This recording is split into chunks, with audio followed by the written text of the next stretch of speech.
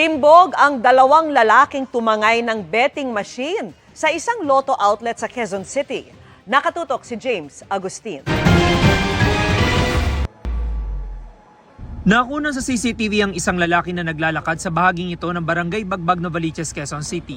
Ang lalaki nagsilbi raw palang lookout sa panloloob ng kanyang kasama sa isang lotto outlet sa lugar.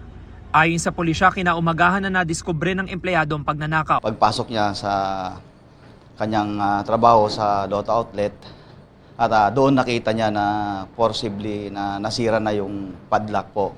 At pagpasok niya sa loob, nadiskubre niya na wala na yung lotto betting machine.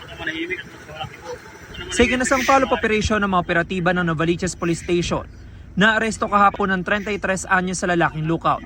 Sa hiwalay na operasyon, nahuli rin ng 25 anyos sa lalaki na siyang nanloob sa lotto outlet.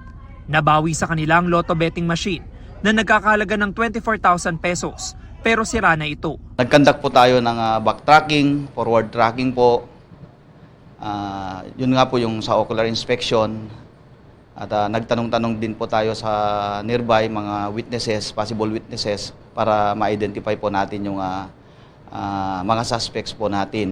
Ayon sa pulisya, pang-anim na beses na raw na aresto ng 33 anyos sa sospek na dating nakasuhan dahil sa pagnanakaw at iligal na pagsusugal. Sa korte na lang po kami magsasalta, sir. Ang 25 anyos sa sospek na dating nakulong dahil sa iligal na droga, aminado sa nagawang pagnanakaw. Magamit po, kinuha ko po dun sa may loob. Kasi binigay ko po sa kanila yun. Patuloy na hinahanap ng pulisya ang isa pang sospek na tukoy na rin ang pagkakakilanlan.